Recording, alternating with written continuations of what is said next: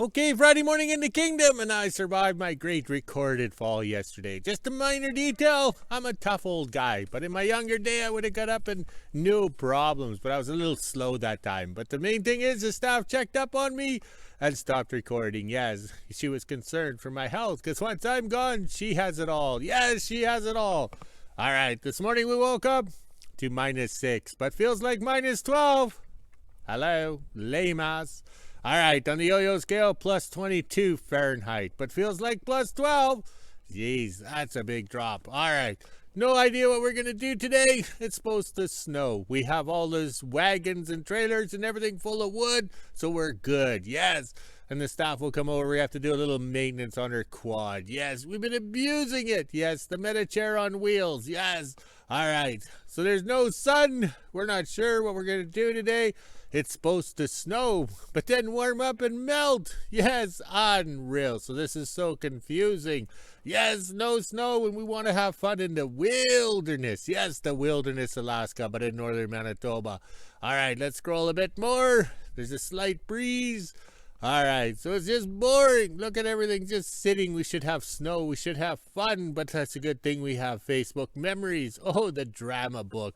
Unreal. I got another story to tell after this intro. I can't believe how stupid people are. Yes, just like that guy who built my promo bike, $42,000 to market a book series that could become film, and you built a piece of junk. So now we're going to be marketing it as the cube. Yes, the coffee table.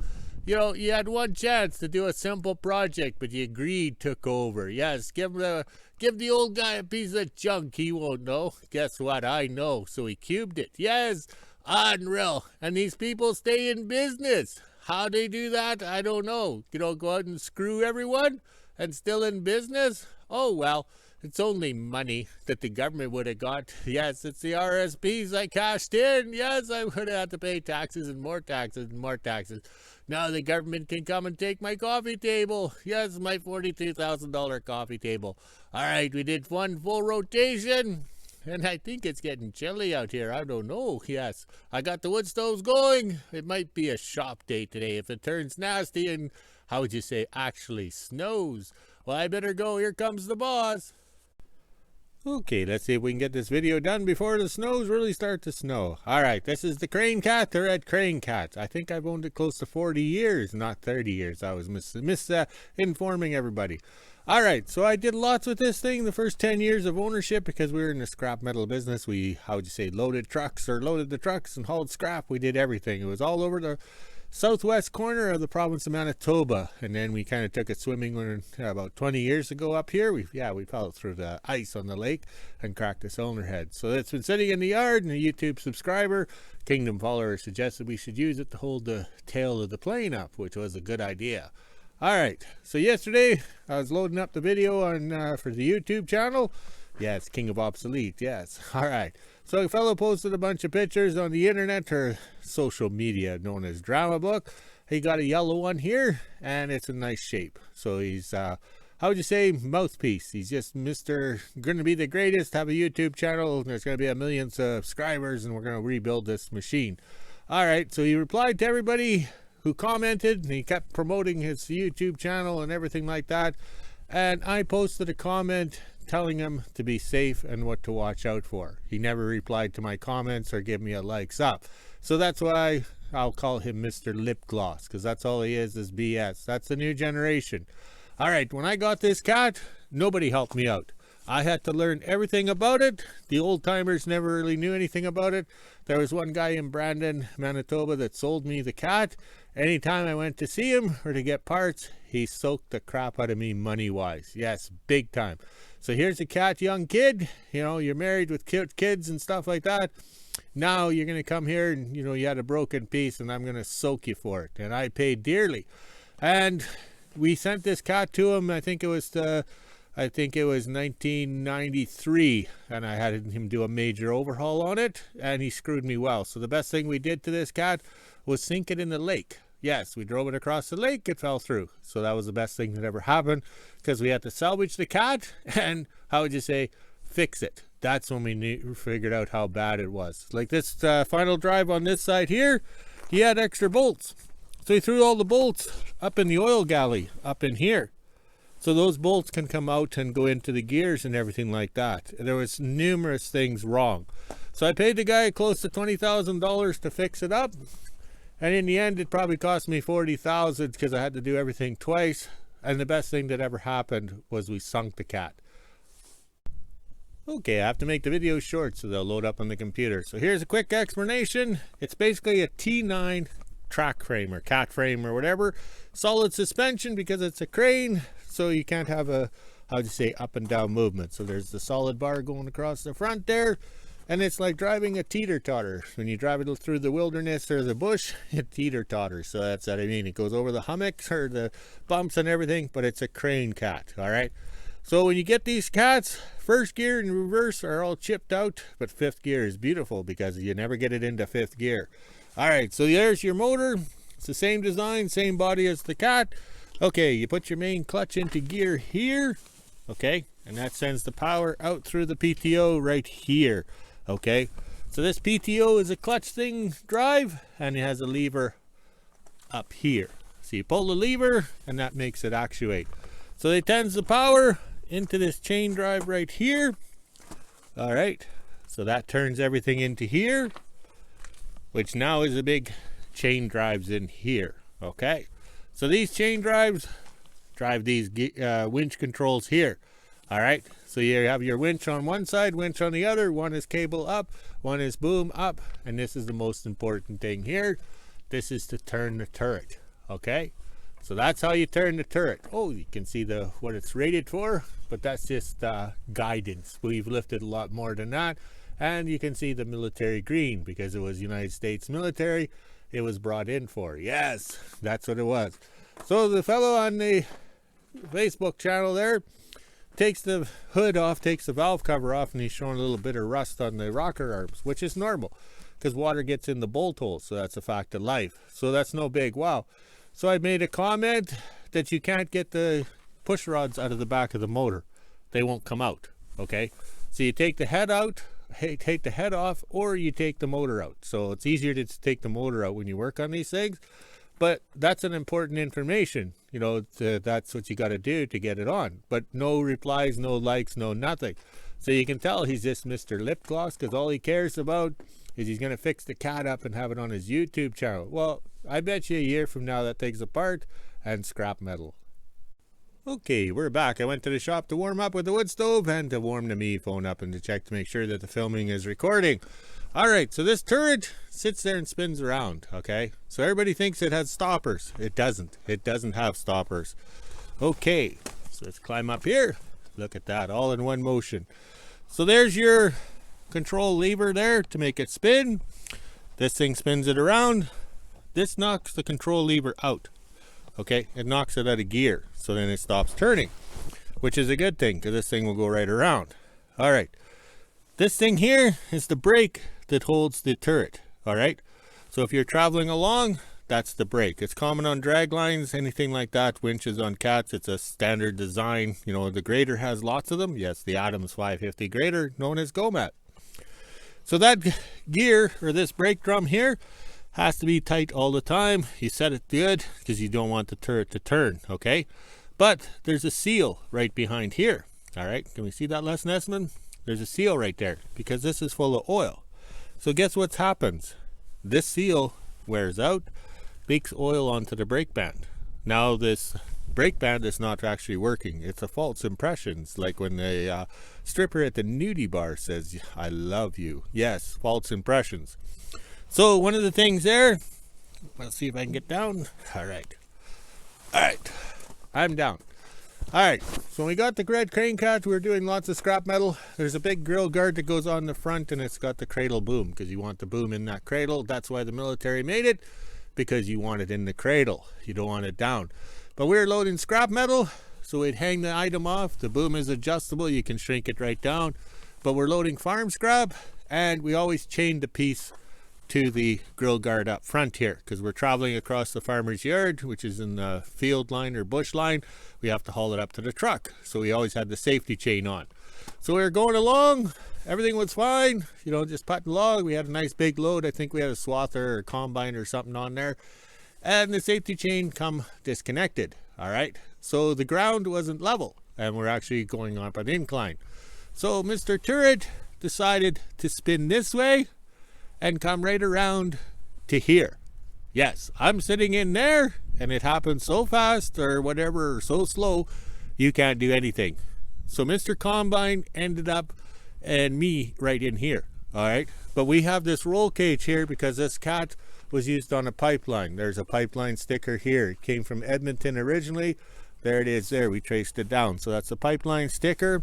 So it came to how would you say, the north, as you say, for the Alaskan Highway, and then it ended up around the Edmonton area as a pipeline cat. Okay, so the guys who welded the roll cage on could weld. Like, these guys were professional welders, and that saved my life that day. But I also got hurt by the pieces of the combine, okay, because the pieces, I'm sitting in here and there's no place to go, so the combine got me. So this thing just spins right around. That little stopper lever thing, that don't give a crap. I forget what broke, okay. So here's your stoppers right there to keep it from landing on the operator, okay, and from twisting the cable up. So I mentioned that to the fellow on the Facebook thing to make sure you have that brake band perfect, okay, change the seals, okay. So he never replied to the comment. So when you're ignoring a free safety item, that tells me you're Mr. Lip Gloss. Yeah, so if a kid dads get it up and running and kills himself because the turret spun around and got him, I gave you free advice, you ignored it, so too bad, so sad. Okay, the next free advice that I gave to Mr. Lip Gloss last night was the only way you can work on that brake band and everything like that is in here, is the turret has to come out, all right? So the turret has to come out. You can't do it. You can fart around, we've tried it in the past, and in the end, you end up taking the turret off. All right, so here's the bolts for the turret, all right? That's how you do it. So that's how you take all the bolts off. But the thing is we have a whole bunch of specialized wrenches for this working on this cat. Like, if Mr. Lip Gloss had replied back to me, or even liked my comment, I would have shown a picture of all the wrenches, you know. But this kid's gonna learn, and he's gonna learn the hard way, like I did when I got this cat. Nobody was out there to tell me how to work on it or give me free advice. So here I am as an old guy with 40 years of ownership. We did 10 years of hard work with this machine and trying to give free advice out, but Mr. Lip Gloss doesn't even give me a thumbs up or a like.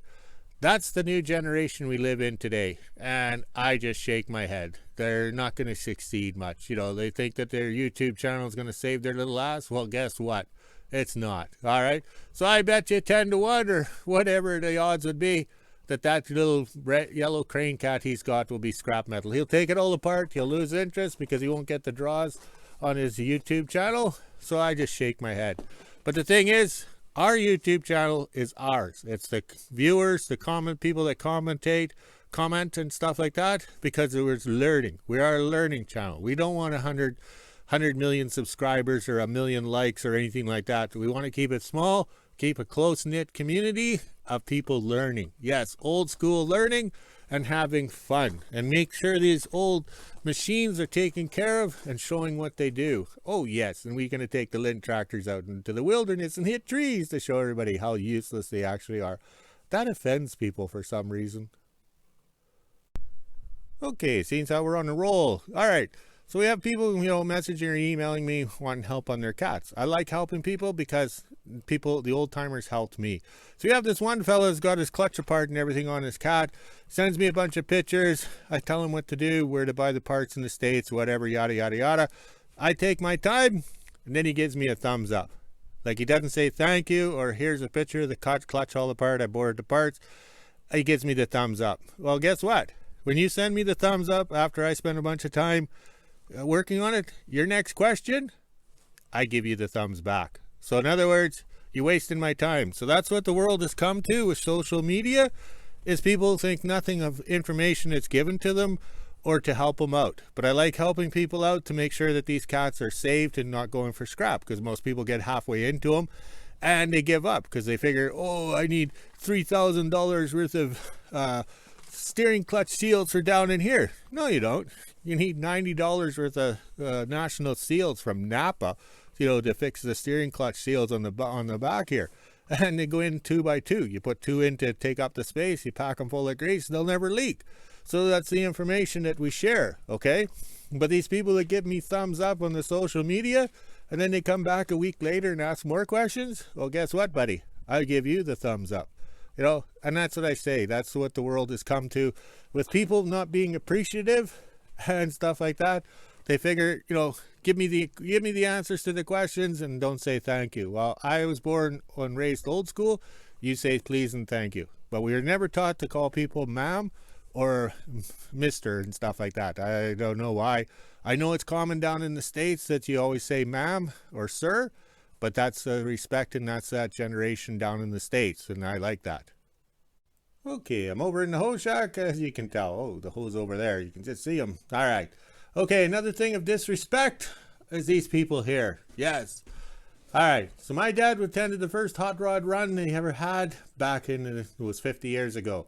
So when my parents passed away in 2020, I tried to donate about $30,000 to this car club here based out of Winnipeg, and they blew me off. So we hired a company to distribute all the funds and everything, and they got blown off too. So whatever, I just took the money, donated elsewhere, because it's not mine. It's my parents' money.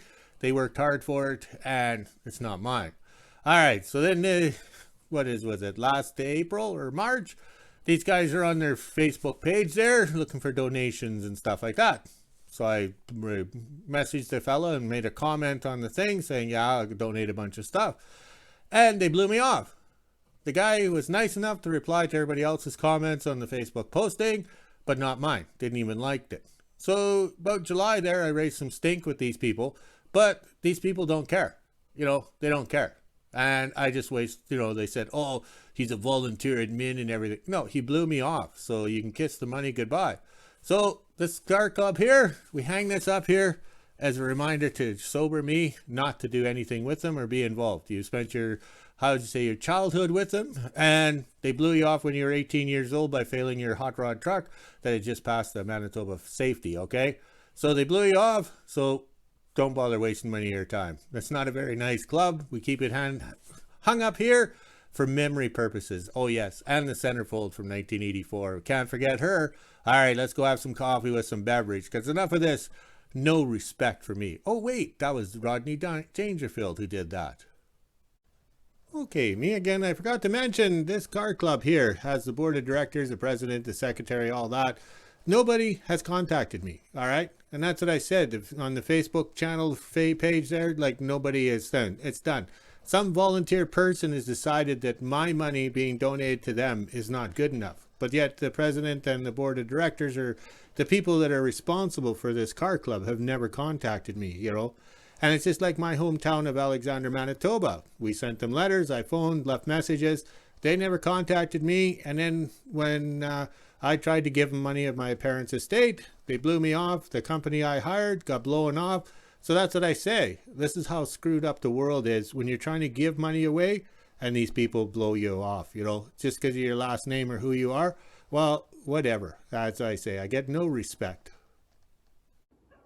Friday morning in WHO-ville, it's almost 9 a.m. and as you can see, it is pretty cloudy out here again. I was hoping to get a sunrise, but it's actually supposed to start snowing. I doubt that will happen though. The last few times it snowed, it just melted away. This is the temperature we're sitting at right now. It's -4°C, which is 24 degrees Fahrenheit. We even had the feels like on the bottom. Now it's time to head inside, let the dogs out, make breakfast. Then at 1 p.m. I'll head over to the kingdom.